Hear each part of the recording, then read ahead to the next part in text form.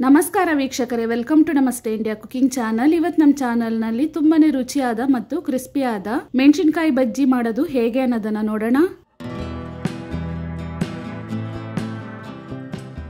1/4 kg ಬಜ್ಜಿ ಮೆಣಸಿನಕಾಯಿಯನ್ನ ತಗೊಂಡಿದ್ದೀನಿ. ಅರ್ಧ kg ಬೇಕಾದರೂ ತಗೊಬಹುದು. ಇದನ್ನ ತೊಳೆದ್ಬಿಟ್ಟು ತೊಟ್ಟು ಸಮೇತ ಮಧ್ಯ ಸೀಳಿ ಈ ರೀತಿ ಕಟ್ ಮಾಡ್ಕೊಳ್ತಾ ಇದ್ದೀನಿ. ಅರ್ಧ kg ಮೆಣಸಿನಕಾಯಿಗೆ ಆಗುವಷ್ಟು ಬಜ್ಜಿ ಹಿಟ್ಟನ್ನ ಕಲಿಸ್ಕೊಳ್ತೀನಿ. ಅದರಲ್ಲಿ ಅರ್ಧ ಭಾಗವನ್ನ ಆಲೂಗಡ್ಡೆ ಬಜ್ಜಿಗಾಗಿ ಬಳಸ್ಕೊಳ್ತೀನಿ. ಆದ್ರಿಂದ ಮೆಣಸಿನಕಾಯನ್ನ 1/4 kg ಮಾತ್ರ ತಗೊಂಡಿದ್ದೀನಿ. ಇದರಲ್ಲಿರುವ ಬೀಜಗಳನ್ನ ತೆಗೆದ್ಬಿಡ್ತೀನಿ. ನೀವು ಬೇಕಾದ್ರೆ ಹಾಗೇನೆ ಬಳಸಬಹುದು. ಒಂದು ಪಾತ್ರೆಯಲ್ಲಿ ಮೆಷರಿಂಗ್ ಕಪ್ ನಲ್ಲಿ 1.5 ಕಪ್ ಅಷ್ಟು ಕಡಲೆ ಹಿಟ್ಟನ್ನ ಹಾಕ್ತಾ ಇದ್ದೀನಿ. 1/4 ಕಪ್ ಅಕ್ಕಿ ಹಿಟ್ಟು, ಮೀಡಿಯಂ ಸೈಜ್ ನ ಸ್ಪೂನ್ ನಲ್ಲಿ 1 ಸ್ಪೂನ್ ಅಚ್ಚ ಖಾರದ ಪುಡಿ, ಸ್ವಲ್ಪ ಇಂಗು, ಅರ್ಧ ಸ್ಪೂನ್ ಉಪ್ಪು, 1/4 ಸ್ಪೂನ್ಗಿಂತ ಕಡಿಮೆ ಅಡಿಗೆ ಸೋಡಾವನ್ನ ಉಪಯೋಗಿಸ್ತಾ ಇದ್ದೀನಿ.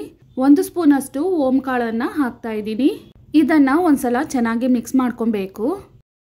ಮೊದಲಿಗೆ 1 ಕಪ್ ಅಷ್ಟು ನೀರನ್ನ ಹಾಕಿ ಗಂಟಿಲ್ದೇನೆ ಚೆನ್ನಾಗಿ ಮಿಕ್ಸ್ ಮಾಡ್ಕೊಳ್ತಾ ಇದ್ದೀನಿ. ನೀವು 1/4 kg ಮೆಣಸಿನಕಾಯಲ್ಲಿ ಬಜ್ಜಿಯನ್ನ ಮಾಡೋದಾದ್ರೆ ಈ ಅಳತೆಗಳಲ್ಲಿ ಅರ್ಧವನ್ನ ಮಾತ್ರ ತಗೊಬೇಕು. ಇನ್ನೊಂದು ಸ್ವಲ್ಪ ನೀರನ್ನ ಹಾಕ್ತಾ ಇದ್ದೀನಿ. ನೋಡಿ, ಈ ಹದಕ್ಕೆ ಹಿಟ್ಟನ್ನ ಕಲಿಸ್ಕೊಬೇಕು.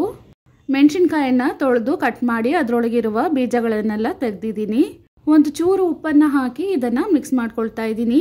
ಮೆಣಸಿನಕಾಯಲ್ಲಿ ಉಪ್ಪನ್ನ ಹಾಕಿದ ತಕ್ಷಣನೇ ಬಜ್ಜಿಯನ್ನ ಮಾಡ್ಕೊಬೇಕು, ಇಲ್ಲಾಂದ್ರೆ ಮೆಣಸಿನಕಾಯಲ್ಲಿ ನೀರು ಬಿಟ್ಕೊಂಡ್ಬಿಡತ್ತೆ.